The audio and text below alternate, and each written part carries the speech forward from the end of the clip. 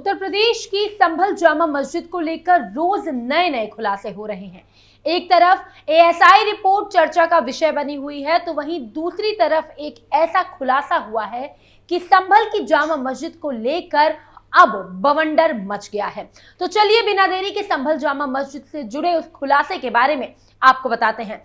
नमस्कार, capital TV Uttar Pradesh की special story में आप सभी का बहुत बहुत स्वागत है। मैं हूं आपके साथ प्रियांशी मिश्रा।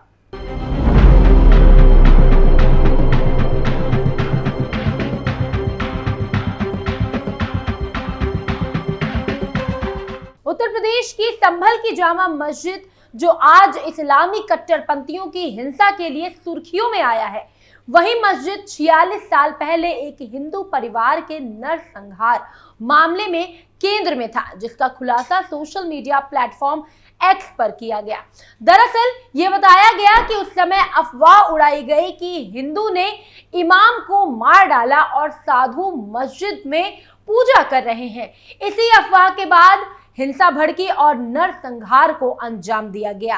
46 साल बाद उस बर्बरता की कहानी एक बार फिर से दुनिया के सामने पत्रकार स्वाति गोयल शर्मा लेके आई हैं।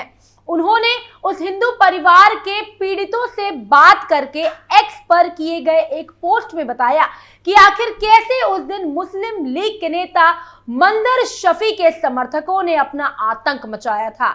इस घटना में कुल 25 लोग मारे गए थे, जिनमें से 23 हिंदू ही थे। स्वाति अपने ट्वीट में बताती हैं कि साल 1978 में संभल के मस्जिद के नजदीक नक्शा बाजार के पास एक आटा मिल थी, जो कि 4 बीघा में फैली हुई थी। ये मिल बनवारी लाल गोयल की थी और बनवारी संभल के प्रतिष्ठित लोगों में से एक था। स्थानीय लोग उन्हें उसके न्यायपरक फैसलों के लिए न केवल जानते थे, बल्कि उनके विवादों को सुलझाने के लिए भी वो उनके पास आया करते थे। इन स्थानीय लोगों में तमाम मुस्लिम भी हुआ करते थे। सबको पता था कि बनवारी लाल संभल से विश्व हिंदू परिषद के अध्यक्ष थे। बावजूद इसके ना मुस्लिम उनसे मदद मांगने में परहेज करता था और ना कोई और।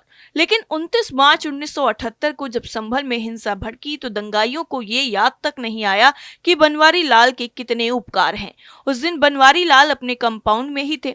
हिंसा देख उनके कर्मचारी और रिश्तेदार सब वहीं छिपे थे। सबको लगा था कि शायद बनवारी लाल की जान पहचान के कारण इस हिंसा में उनके साथ भी कुछ ना हो, मगर वो सब गलत थे। उस दिन हिंसा सुबह करीब 10 बजे मुस्लिम इलाके से भड़की और 2 घंटे में ही दंगाइयों ने मिल कंपाउंड को निशाना बना लिया।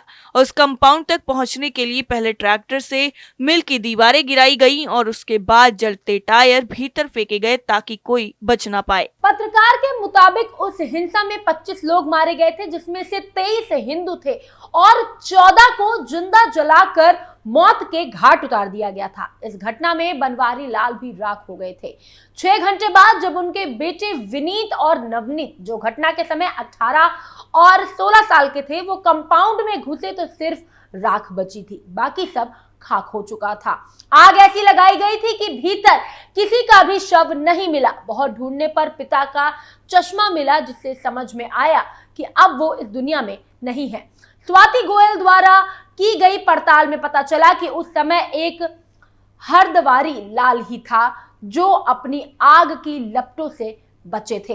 वो भी इसीलिए क्योंकि उन्होंने खुद को ड्रम में छिपाया हुआ था। उन्होंने उस दिन अपनी आंख के आगे सब कुछ बर्बाद होते हुए देखा।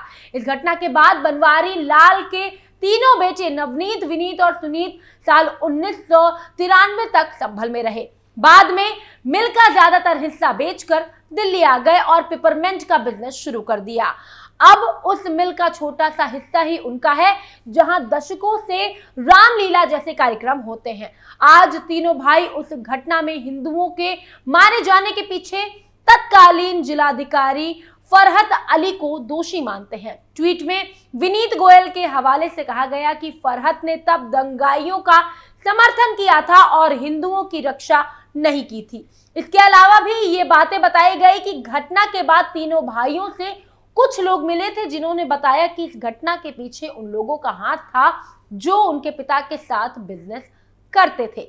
इसी बात को जानने के लिए तीनों भाई ने भविष्य में कभी दूसरे समुदाय के लोगों के साथ व्यापार नहीं किया। गौरतलब है कि स्वाति गोयल शर्मा ने अपने ट्वीट में बताया कि इस हिंसा का जिक्र मीडिया में शायद ना के बराबर हुआ हो, मगर मॉब वायलेंस इन इंडिया जैसी किताबों में उस हिंसा का जिक्र पढ़ने को मिलता है। एएसआई ने रिपोर्ट में क्या क्या कहा? वहीं दूसरी तरफ भारतीय पुरातत्व सर्वेक्षण एएसआई ने कोर्ट में दाखिल किए अपने हलफनामों में कहा कि उनकी टीम को भी संभल जामा मस्जिद में दाखिल नहीं होने दिया गया। एएसआई ने कोर्ट में कहा कि 1920 से ही इस मस्जिद के सर्वे और रख रखाव की जिम्मेदारी हमारे पास है, लेकिन लंबे समय से हमारी टीम को मस्जिद में जाने से रोका जाता है, इसीलिए इसके मौजूदा स्वरूप के बारे में जानकारी हमारे पास नहीं है। एएसआई के मुताबिक समय समय पर जब इस हेरिटेज मस्जिद का मुआयना करने टीम गई, लोग आपत्ति जताते हुए उसे आगे जाने से रोक देते हैं। लिहाजा एएसआई को मस्जिद परिसर में अंदरूनी तौर पर हुए मनमाने निर्माण कार्यों की कोई भी जानकारी नहीं है। एएसआई ने 1998 में इस मस्जिद का दौरा किया था। सबसे आखिरी बार इस साल जून में एएसआई अधिकारियों की टीम स्थानीय प्रशासन और पुलिस के सहयोग से मस्जिद में दाखिल हो गई थी। उस समय एएसआई ने मस्जिद की इमारत में कुछ अतिरिक्त निर्माण कार्य देखा था। उसने कोर्ट को बताया है कि मस्जिद परिसर में प्राचीन इमारतों और पुरातात्विक अवशेषों के संरक्षण अधिनियम 1958 के प्रावधानों का सरासर उल्लंघन हो रहा है, लेकिन जब भी एएसआई की टीम दौरा करने आती, उसे रोकने के साथ हर बार स्थानीय लोग पुलिस में शिकायत भी करते रहे। एएसआई ने इस हेरिटेज मस्जिद में अवैध निर्माण कराने के लिए जिम्मेदार लोगों को कारण बताओ नोटिस भी जारी किए। एएसआई ने अपनी रिपोर्ट में कहा कि मुख्य मस्जिद की इमारत की सीढ़ियों के दोनों तरफ स्टील की रेलिंग लगी है। 19 जनवरी साल 2018 में इस अवैध स्टील रेलिंग के निर्माण के संबंध में आगरा कमिश्नर की ओर से संभल कोतवाली में एफआईआर दर्ज कराई गई थी। इसके बाद 23 जनवरी 2018 को एएसआई के सुपरिटेंडेंट आर्कियोलॉजिस्ट ने संभल जामा मस्जिद कमेटी के अध्यक्ष को कारण बताओ नोटिस जारी किया था। 16 फरवरी 2018 को आगरा मंडल के एडिशनल कमिश्नर एडमिनिस्ट्रेशन ने संभल के जिला अधिकारी को उपरोक्त स्टील रेलिंग को ध्वस्त करने का आदेश जारी किया था। उस पर आज तक कोई कार्रवाई नहीं हो पाई है। मस्जिद के केंद्र में एक हौज है जो कि नमाजियों द्वारा उपयोग में लाया जाता है। वर्तमान में इस हौज का पत्थर लगाकर नवीनीकरण कर दिया गया है। इसके अलावा भी बाकी चीजों की जानकारी एएसआई ने दी है। एक तरफ एएसआई की रिपोर्ट की चर्चाएं हो रही हैं, तो वहीं दूसरी तरफ एक और आरोप लग रहा है। सपा सरकार से पहले होती थी पूजा। उत्तर प्रदेश के संभल जिले में स्थित शाही जामा मस्जिद के सर्वे के दौरान हुई हिंसा का मामला गरमाया हुआ है। इस हिंसा में करीब 4 लोगों की मौत हो गई थी, जबकि कई लोग घायल हो गए थे। वहीं संभल हिंसा को लेकर आरोप प्रत्यारोप का दौर भी जारी है। इसी बीच देवरिया से बीजेपी विधायक शलभमणि त्रिपाठी ने इसी शाही जामा मस्जिद को लेकर एक बड़ा दावा किया है। बीजेपी विधायक का दावा है कि साल 2012 से पहले यहाँ जामा मस्जिद नहीं हरि मंदिर था, जिसमें पूजा अर्चना होती थी। शलभमणि त्रिपाठी के दावे के बाद राजनीतिक पारा और गर्म हो गया है। दरअसल बीजेपी विधायक शलभमणि त्रिपाठी ने अपने आधिकारिक एक्स पर 4 तस्वीरें पोस्ट की है और पोस्ट के जरिए बीजेपी विधायक ने लिखा कि 2012 यानी सपा सरकार के पहले तक हरि मंदिर पर पूजा अर्चना होती थी, शाही ब्याह के संस्कार भी होते थे। इसकी पुरानी तस्वीरें भी हैं। उन्होंने बताया कि सपा सरकार में एमपी शफीकुर रहमान बर्क के दबाव में पूजा अर्चना रुकवा दी गई थी। हरि मंदिर को पूरे तौर पर जामा मस्जिद में तब्दील कर दिया गया था, जबकि सरकारी बजट को लेकर तमाम लेखों में यहां मंदिर का जिक्र है। यही वजह है कि आज कुछ लोगों को सर्वे से डर लगता है। वहीं बीजेपी विधायक ने पोस्ट में कुछ तस्वीरें भी डाली हैं। इसमें 2 तस्वीरें किसी हिंदू परिवार की शादी की है, जबकि 2 तस्वीरें कुछ और हैं।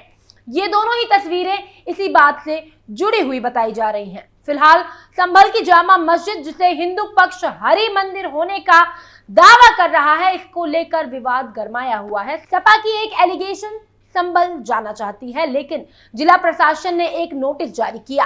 संभल दौरे को लेकर यूपी विधानसभा के नेता प्रतिपक्ष और सपा नेता माता प्रसाद पांडे ने कहा कि नियमानुसार हमें लिखित नोटिस मिलना चाहिए। हमें कोई लिखित नोटिस नहीं मिला है। न्याय आयोग, प्रेस के लोग वहां जा रहे हैं, अगर हम चले जाएंगे तो वहां क्या अशांति पैदा हो जाएगी। ये सरकार जानबूझकर अपने कार्यों पर पर्दा डालने के लिए हमें रोक रही है। यानी कुल मिलाकर संभल की जामा मस्जिद को लेकर विवाद थमने का नाम नहीं ले रहा है। स्पेशल स्टोरी में फिलहाल इतना ही, लेकिन उत्तर प्रदेश से जुड़ी तमाम खबरों को जानने के लिए आप देखते रहिए कैपिटल टीवी उत्तर प्रदेश। नमस्कार।